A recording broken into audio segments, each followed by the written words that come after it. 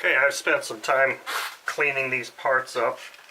They're not perfect by any means, but they're pretty good. I did go ahead and pop this crankshaft out. It was pretty rough, nasty, some rust, some residue on there, but it turns out my feeling on this engine is, especially after seeing the gasket that was here, is that this engine has been serviced fairly recently. And I say that because the piston was really dark. I've got it cleaned up pretty good. I didn't get everything off. I wasn't going to spend that much time on it, but I've got it cleaned up pretty good. But the piston showed me that this had considerable amount of run time.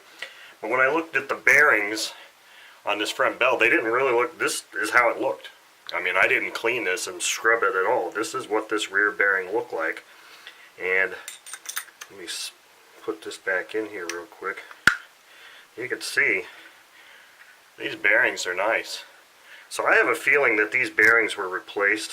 Now this front end here was pretty gross inside this front part of the bearing. It was really nasty and had a lot of carbon buildup, so I scrubbed that really well. But I mean, these bearings feel good, so I'm not going to bother replacing these bearings. I didn't even take them out of that after I saw how nice they were. I was like, okay, I'm good with that. Here's the crankcase. It was pretty dirty. Not super dirty, but it's a little bit better now. Like I said, I didn't spend a ton of time on that because it really wasn't, I mean, it looked kind of dirty, but it wasn't too bad. Here's the head. Again, there's still some stuff here. I wasn't going to sit there and keep trying to get that. That's really irrelevant. I got the majority of stuff cleaned out.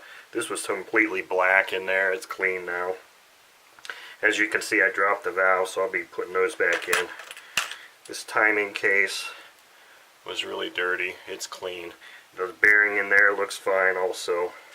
So I mean, these parts look like it's cleaned up to the point that I'm happy with how well it's clean right now.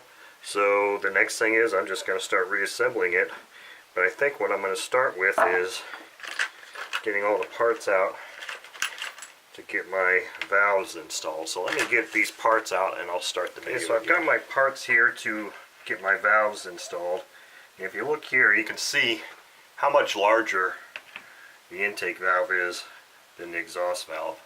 I mean, there's a huge difference there. As I normally do, I'm going to slide these valves up in here first. And I'll pack in some paper towel here. It doesn't look like I've got enough, but maybe it's enough to keep those from, wad up a little bit more to get under, keep that from dropping down as I compress the springs.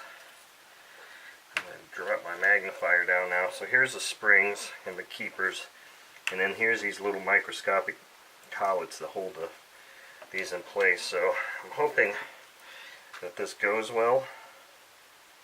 It has been known in the past that this is not a fun operation. But since this is a 120, I'm thinking instead of using a wrench, I'm hoping I can just get by with just using that fingernail. So I got that one side in there. Now I want to see if I can't rotate this. Try and get that other piece.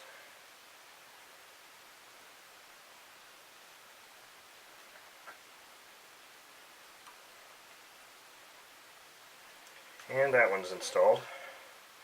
So being that this is a 120, it's very helpful. These springs are really dry looking. Very helpful in that the pieces are a little bit larger.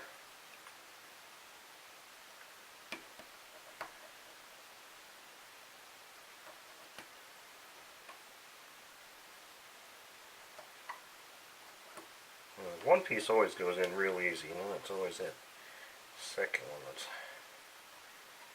can be the pain. Now I don't think I've got this turned the way I want it. Okay, let me turn it.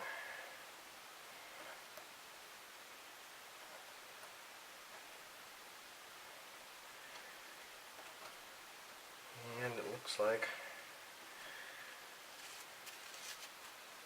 I'm done there. These springs feel really stout. So there we go. Valves are installed. Now I just have to figure out what step I want to do next. Okay, so I've got some parts here. That timing gear shaft goes there. What I've got here is my piston ring, a retaining ring there, and my connecting rod. So let me see if I can tell. Not sure if it's going to really matter. Let's go ahead and try and drop this guy in here. So this piston has two of these retaining clips. One's already still installed here. I only took one side out, obviously.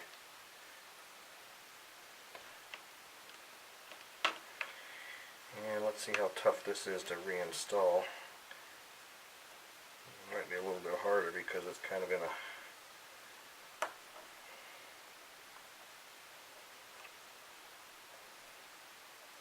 cutout section of this piston, so I really can't get on it like I'd like to.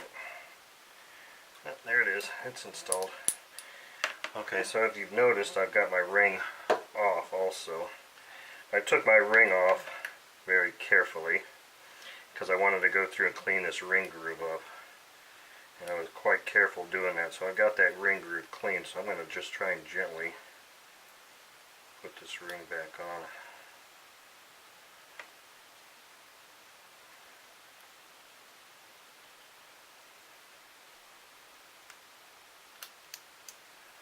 Okay, so I'll put my ring back on. Should be good to go here. So this is the front. Now, my piston's ready to be reinstalled here. This timing gear shaft, it just taps out, so when I had that, when I was taking the engine apart, I just tapped it out. Just like I'm probably going to have to tap it back in place. And it looks like it's seated.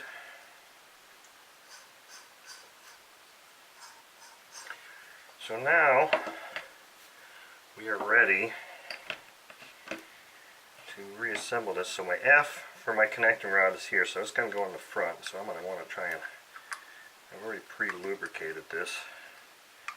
Now as you can see, this connecting rod is wanting to contact this timing gear shaft, so I have to try to make sure the connecting rod goes forward so it clears that. Now I'm holding pressured, pulling down on the connecting rod slightly as I start to compress my ring.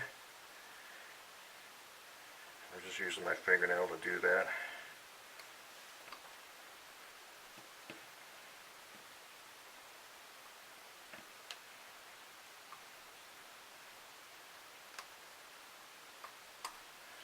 So now piston is installed.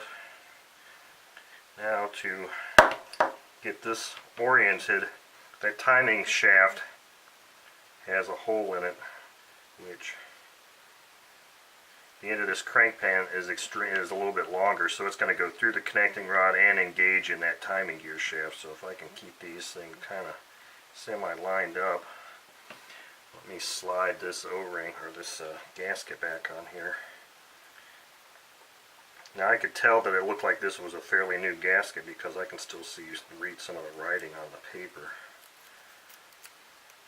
Now it did break a little bit here on the inside, but I'm not too concerned about that. It didn't break out completely, so I'm going to reuse this for now, and if I have issues then I'll just replace it.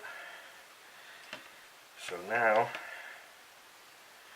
so I'm not setting the timing of this engine. This isn't how you set the timing of this engine. I just need to get these things engaged.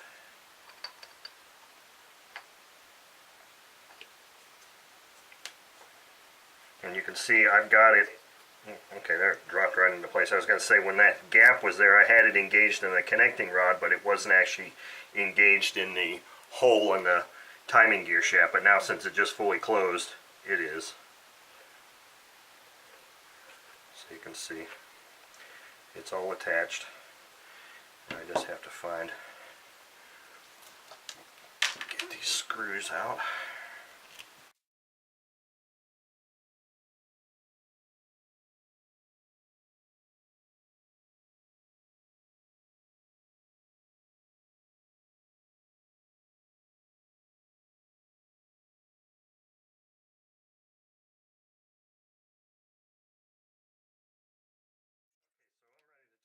engine, and I've just referenced my instruction manual for this thing.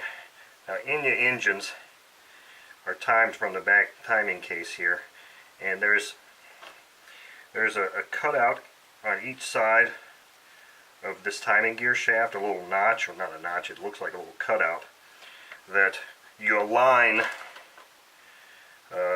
dots up with on the timing gear shaft, or on the timing gears.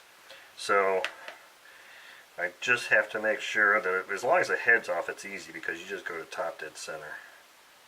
Just set that at top dead center, and I just have to make sure I can see where my timing dot is. I had oiled these up pretty good, but I can put oil on them again once they're in there. But the timing dot, which I'm sure you're not going to be able to see, goes on here and it lines up with that shaft, or with that cutout.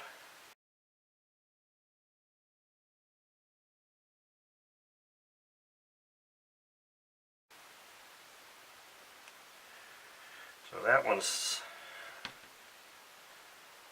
let me check my diagram again real quick. I'll put a picture of the diagram up here. The lobes are pointing down. I'll put a picture of the diagram on this video so you can see. This 120 is probably the easiest Enya engine to time there is, because the smaller ones, these timing gears actually touch each other. So right now this engine is properly timed. The cam lobes are pointing downward at this angle, and I know you can't see it, but the timing dot on each of these is lined up with that notch, or that cutout that's on that timing shaft. So that engine is properly timed right now. The next thing to do is put this cover on. Now, I do not have a new gasket, nor am I going to worry about putting a gasket on there, because believe me, if this thing leaks oil back here, that's fine with me. That means it's getting good lubrication, and I'm cool with that. But if it gets to be too excessive or whatever, I'll just go and buy a new gasket or make one. But today, it's kind of why I was taking a break from this. I was getting kind of burnt out on this stuff, and I really want to just go and relax and watch some football.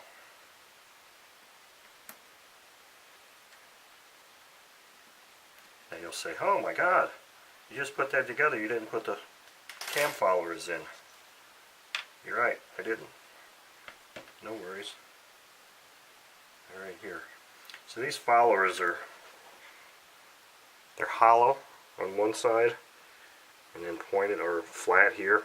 This flat side obviously goes down so it can engage those lobes. And the push rods actually will sit in there. These push rods, I don't know if you recall from that first video when I was taking it apart, they looked pretty nasty, and all I did was throw them in my LA's Totally Awesome cleaner and then just wiped them, and voila, they're perfect again. So these O-rings get installed in here. Throw a push rod tube.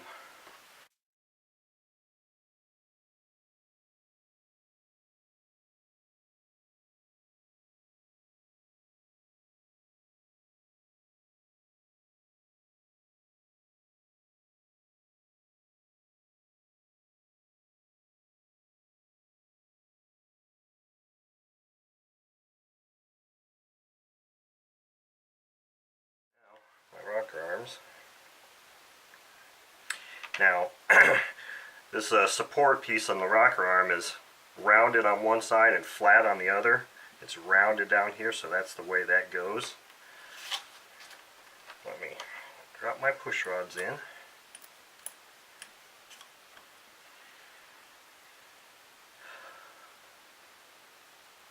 Now I totally, because I've seen many times where if you don't loosen all these things up here, this little adjustment screw and nut can make it kind of a pain. So I really broke these free, cleaned them up, put a lot of oil in there, so the timing is going to be so far off it's not even going to be funny. But that's fine.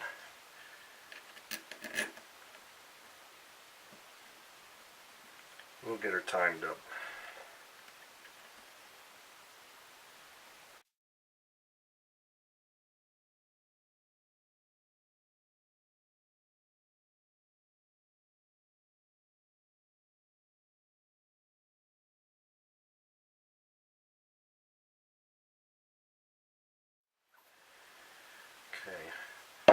So the next things to do are install the carb, intake manifold, and then set the timing.